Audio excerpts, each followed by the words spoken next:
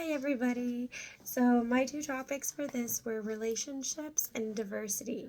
For diversity, I kind of had to laugh because, when I was reading, Angel was like, "There's more than 20 fish in the sea.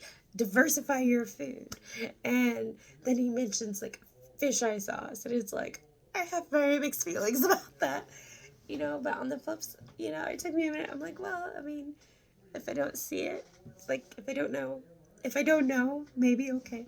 But then he goes on to talk about, hey, you may not know the name of the fish, but that doesn't make it any less delicious. It doesn't make it any less nutritious. And that was like, touche.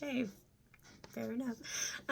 So diversity is good, and we see that time and time and time again. Because when we think about, how much of our daily intake of food is like, let's say, corn, and for a lot of Americans, it's a lot of our food is made of corn that we eat on a daily basis. In fact, we are facing an issue in diversifying our nutrients. It's actually a seriously big issue. Anywho, but I digress. Okay.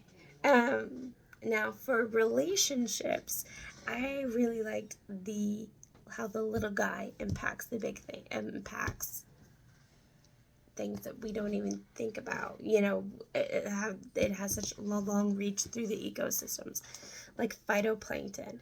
It is not only do they feed are what whales eat, but they help with the formation of clouds and lessen solar radiation, and that's on page 217 in the third play. And I quote, "In fact, plankton are responsible for 50% of oxygen production on Earth." Plankton's not that big. I mean, but we talk about relationships. Wow, how many things had to occur for it to go from just existing in and of itself, and the impacts it makes along the way to go from itty bitty creature in the ocean to lessening solar radiation. Talk about quite a few relationships there. So I thought that was really interesting. And I felt that both of these topics were well supported by the article, What I Know About the Ocean by Ayana Johnson. So she talks about regenerative farming. And her thing isn't to like fish. I felt it wasn't like to fish the ocean, but she said that for our food security and sustainability, the future must include seaweed and shellfish farms dotting our coastlines. And with regenerative ocean farming, mussels grow on hanging ropes, while oysters and clams grow in cages on the seafloor, and kelp grows on lines between it all. So this covers both relationship and diversity. Number one, you've got a polyculture going on.